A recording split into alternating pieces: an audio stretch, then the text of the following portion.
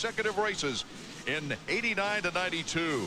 Mike Kudrowski 3 consecutive wins. But Jeremy McGrath now has a chance to tie Jeff Stanton with the number of wins here at Daytona, which was an awesome feat. I'll tell you what, this is the race you want to win. There's so much pressure. Well, I don't know what it is. There's so much pressure. Everyone down there's got butterflies. It's just the guy that can get those things to fly in formation that's going to come out on top here. There are a lot of great champions that tried and never won at Daytona. As the 30-second board has been slipped sideways, and we are underway with the 250 main event. Ricky Carmichael breaking out with McGrath on the inside. McGrath rubbing fenders with Mike LaRocco. Moves into second. Here's Villeman. Villeman challenging now McGrath for second place. Ricky Carmichael takes the inside, and they jam up. LaRocco tried to put a pass on McGrath, and he got stuck in that deep hole there. There's Huffman, number 20. What a tough break. They're trying to get Mike to be more aggressive in that opening lap. He went in there, tried to give McGrath a little nudge, and it really cost him. McGrath's still in second. LaRocco's in last. Mike LaRocco tries to make his way back up now as Ricky Carmichael continues to lead. Let's take another check at that start and the crash. Well, they come right in the corner. It already happened at that point. But LaRocco just came to the inside of McGrath. Huffman got stuck up in his back wheel, and that just cost these guys valuable time. Luckily, they didn't bend the bikes up there, so they should be able to ride at full speed from here on out. The first lap about halfway underway now as Ricky Carmichael comes out of the shade into the sunshine, going toward the horseshoe down on the east side. He's got Jeremy McGrath in second place. David Villeman, both Yamaha winners on the season, in second and third behind him. And then Sebastian Tortelli, number 21. All right, except for LaRocco, all of the guys that I felt like had a chance to beat McGrath are right there with him. Tortelli's there. Wyndham's got a chance. Villeman's there, and Carmichael's starting to inch away a little bit. He did that in practice. He was messing with Jeremy's head a little bit, or trying to. Who knows if Jeremy just let him do that to make him think he was riding well. It's hard to tell. But he was able to pull away from Jeremy in practice. You don't see that very often, and he's doing it right now in the main event. Ricky Carmichael and those two Yamahas behind him. David Villeman not letting Jeremy McGrath break away as well. Almost a 3-second lead for Ricky Carmichael on Jeremy McGrath. McGrath goes for the triple. Carmichael only went for the double. He made it look so smooth. That is huge. Jeremy just saves stuff like that for the time when it counts. He's able to start jumping a triple that I don't think anyone else is going to be able to respond to. Villeman picking up space in the whoops, however, on Jeremy. Villeman in third. I'm anxious to see if Villeman starts jumping that triple now, because he's got the line. He saw exactly how Jeremy did it. If he can continue to do that, they'll close the gap together on Carmichael, and this will be a heck of a battle. Jeremy McGrath on a 4-race win streak where he has led every lap coming into this race. 80 laps in the last 4 races.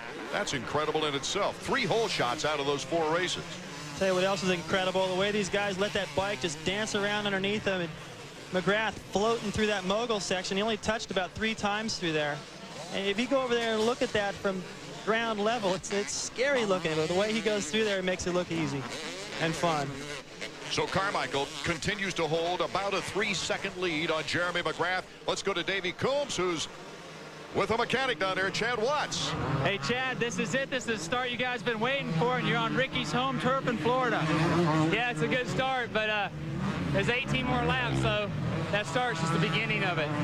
I know that when you get out there and race with Jeremy, you got to be thinking this guy's won 1,000,000 championships, but how does Ricky put that out of his mind? How's he just go out and ride 20 laps of his own?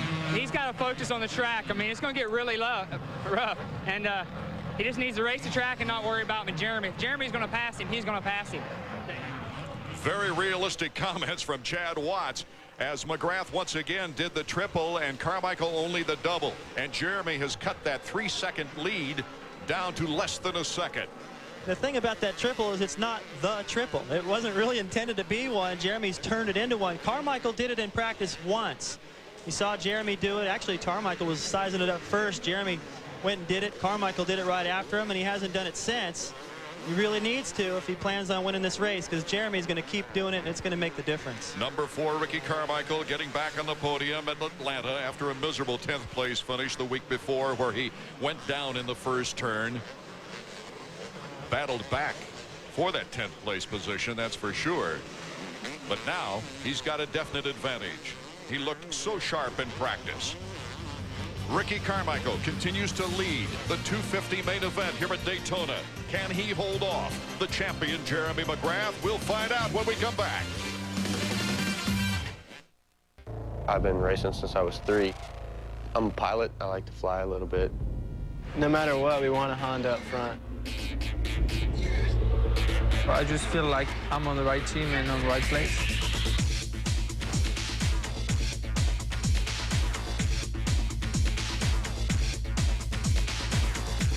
Je m'appelle Sébastien Tortelli. Je cours pour le team Honda. I guess you could say I was just a little bit hairier than the other kids. They said I was hairy like a bear, and then it was Yogi Bear, and now it's just Yogi.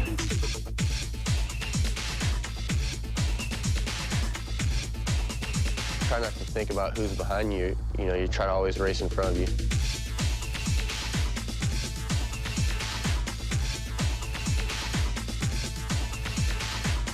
You feel like you can be free.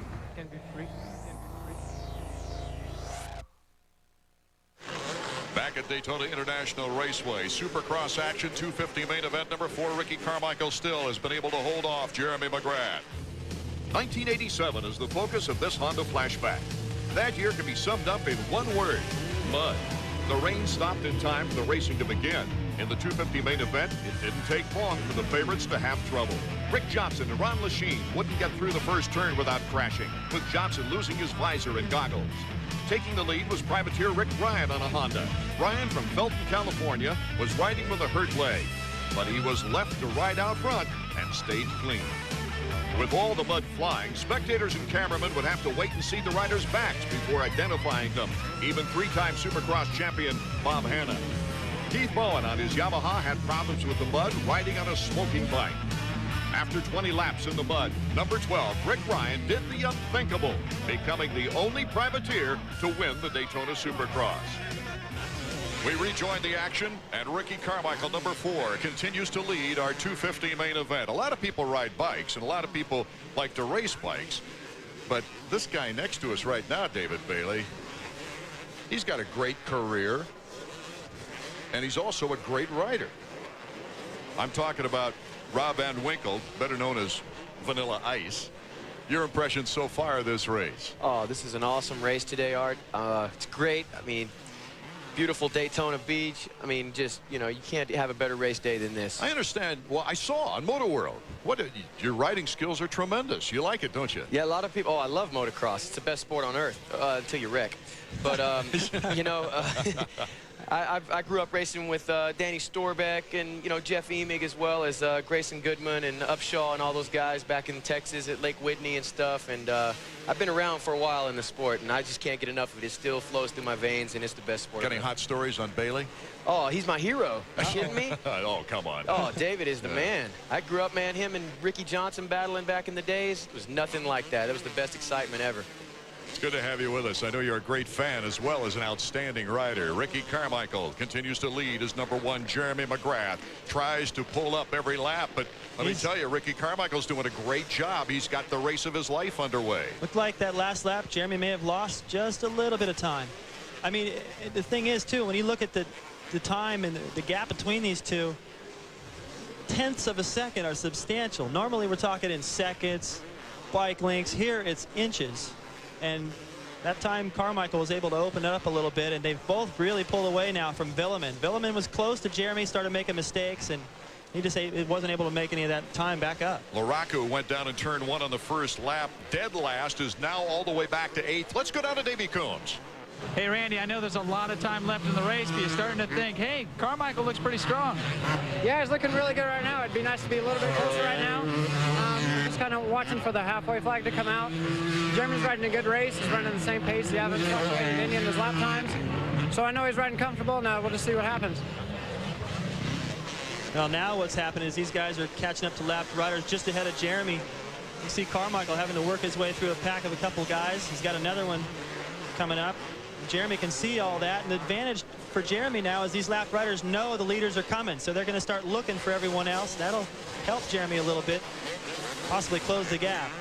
Jeremy to the inside, has to slow down, getting into that deep rut. Look how deep that rut has gotten. Now as Ricky Carmichael still has about a 3 or 2.5 second lead. And that time it closed back up slightly, and I think that has to do something, probably a little bit to do with those lapped riders they encountered, and that's going to happen from here on out. And the shadows that started this race, they're going to get a little bit, they're going to change slightly and cover different berms and ruts. Look at the way Carmichael following. You just saw on the first lap, he found the most perfect line. Everyone followed suit, just weaved his way through all those holes, and he's got a smooth racetrack down one of the roughest straightaways. Almost the halfway point here in this traditional great race at Daytona. Carmichael's best this year was a second in Houston. In fact, that's the highest finish of his career in 250s. He was second for the entire 20 laps. You know what? Even if he gets past here and gets second, you still got to look at it as improvement. He's getting that much closer, and it won't be long. David Villeman holding on to third, as the lappers, very much aware, as you mentioned, David, are looking back at even the third place rider to let him through. Well, you know, we were talking about Mike Bell winning 7 of those 12 races that Yamaha strung together. He lapped me in about probably 5 of those. And it's the weirdest feeling when you're a lapper. You know that they're coming, and sometimes you try to get out of their way and you actually make it worse. You know? Jeremy McGrath has told us about number 934 and his great attitude toward racing and life. Let's go down right now to Davey Combs, who's David Villeman's mechanic. Hey, Craig, what do you think so far? Halfway down, David's first visit to Daytona, 3rd place. Yeah, 3rd is actually pretty good, you know. It's a lot different track than we've been riding, so, you know, it's what I expect, or better than what I expected. He had contact with Jeremy there for a while, but it looked like he made a mistake or something. Did you see what happened? Yeah, with this track, lines can change quite a bit, so, you know, when he's maybe staying close to Jeremy, he saw the lines, and then, you know, lines always change, so. He may have messed up on one? Yeah, he might have messed up on a couple. Well, he did, because I had my eye on him, and he did. He made a couple of mistakes down at the west end, and that timing whooped out double section. Not even sure what to call it, but he messed up his timing and just lost about 2 seconds right there and couldn't make it back up. Ricky Carmichael continues to hold a 3-second lead as he weeds through the lappers here at Daytona. We'll be back with more Daytona Bike Week 2000 action in a moment. Carmichael McGrath still 1 and 2. And Kevin Windham holding down 5th place. You see how he was just cruising around that corner? It looked like he wasn't really trying very hard. Well, that was because he was just trying to find that very inside line. Before the main event, they pulled some of the hay bales back just to give these guys a couple extra feet of racetrack. So he was just tinkering around the inside there. It's actually a faster line. Doesn't look it, but it works better. A 5th place was equal his second best finish of the year, a 5th place in Pontiac. He started the year out, though, with a 3rd place, and then got 2 third-place finishes in the first 3 races. Here comes Mike LaRocco. Is this amazing or what? LaRocco, who was dead last in the first lap, all of a sudden has come back to challenge Kevin Windham. I don't think that surprises Mike much. I mean, this is business as usual, but for Kevin, how does that make you feel? Geez, I know he was sick this week and he's not riding 100%, but still, you got to look at. He doesn't realize that LaRocco went down. He just figures he got a fairly bad start as usual. Wait till he finds out LaRocco was last. And with Mike LaRocco's mechanic, Paul Delorier, let's go down to Davey. Well, Paul, the main event started pretty bad, but you got to admit, Mike is riding his butt off. He's back up to 5th place, closing in on Sebastian Tortelli in 4th. He's riding really good, but we got jacked again. We made it around the first 2 turns in like 2nd place, and then Huffman ran into us, so we're stuck at dead last. What's it going to feel like when you guys finally win one of these things? Relief, maybe? I don't know. It better be good, and soon. Well, there was a lot of relief in regaining prominence on the Nationals last year, winning for the first time in quite a spell. He has not won a Supercross since Pontiac in 1995, but he certainly has been consistent as we shift back to our leader, Ricky Carmichael. And let's check out Ricky's times and see how they compare with things. Ricky, who's held a good advantage on Jeremy McGrath the entire way. McGrath has just not been able to give up any pressure to Ricky Carmichael. He's actually pulled it out to, looks like a little bit more than 10 seconds now, Art. This is just unbelievable. Ricky has been solid. He's been fast enough. He's worked his way through the lappers. He got the hole shot when he needed. I could see the focus he had after Anaheim the first round. We knew he was a little bit out of shape there, that he really wanted to be in shape by this race. He and Johnny O'Mara talked it over. He has done everything he's needed to do to maximize his potential for this event, and it's showing right now. Here's our Honda stopwatch on Ricky Carmichael as the watch was started as he went over the finish line jump. We'll see what kind of lap time he has and maybe get a peek at how far behind Jeremy McGrath is officially. Laps McCormick right there, and even though it was a slight bobble, it didn't really turn into much lost time. Crowd stomping their feet as he goes past the front straightaway. A Floridian leading the Daytona Supercross. And a Floridian has never won the Daytona Supercross. And he just lapped Kevin Windham. Amazing. He just moved past. Well, he moved into the top 5. That's what's so unique about this race. I mean, this track is so much different than what we normally see. To see anybody lap up inside the top 10 in a regular Supercross it's a pretty big story. Here, to lap Kevin Windham and have a chance to maybe lap up to 5th or 4th here is just incredible, especially with as long as the lap times. Yeah, 126 to 130 lap times. It is an incredible performance, no matter what happens to Ricky Carmichael as he weeds his way through 2 more lappers. Kevin's really struggling, I think, right now. I don't think he has the fitness, and he probably wasn't able to go through his regular routine this week. 131.7 after a strenuous day of qualifying. You know, I think that's just maintenance right there. I think he's capable of probably 129, or doesn't have to do it though. He can look over his shoulder, get the signal from Chad, and know that that gap is growing on McGrath. So here he's just got to be smart. According to our calculations too, there's 5 laps remaining here in the Daytona Supercross. That's a long time. It's going to be the longest 5 laps he's ever ridden. Jeremy McGrath, who was looking for his 5th consecutive win of the season, passes his teammate Tim Ferry, number 15, and he's still looking smooth. He just can't pick it up a notch. Well, I think Jeremy made a few mistakes. He got a little bit uncomfortable at the same time, and with lapped riders, at the same time that Carmichael clicked off a couple of really fast laps. And that gap has stayed the same ever since. Here's a guy in the last 8 races, won 6 of them, leading 119 of 160 laps during that period of time. That's incredible, and yet he has not led a lap yet here today. Well, he just came off leading 80 in a row, so I guess we'll let him slide today. Well, can Jeremy take advantage of maybe a possible mistake by Ricky Carmichael? Carmichael has not made very many so far in our 250 main event as Carmichael leads it. McGrath, Villeman, Tortelli, and LaRocco the top 5. We'll return in a moment. In the afternoon light, those shadows can play a big factor when part of your course is in the sun, David Bailey, and part of it in the shadows. Well, you go back to the tennis, like the U.S. Open up in New York. The shadow moves across center court during the finals, and it really affects how those guys read the ball off the serve. Here, you got a lot more going on. That little fuzzy ball coming at you, Hunter. What must be running through this young man's mind right now? Big relief should he win, and there, if he laps LaRocco. LaRocco's in 5th.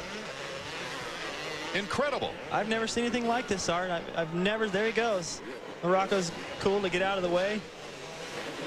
I don't think LaRocco's impressed at all, but I am definitely impressed with the kind of ride. This is a career day for Carmichael. He had to have it to beat McGrath, and well, he has really pulled away now. Here's Jeremy McGrath in 2nd place. Well, for Carmichael, he's never before known a win drought like he's been going through. He's gone 21 250 races without a victory, and coming into the 250s with all the horns blowing. Once Jeremy McGrath came in and won the title in his first year 250 action, then every phenom that's ever come out of the amateur ranks has expected to do that. And I think Ricky now is maturing into this role. Quickly.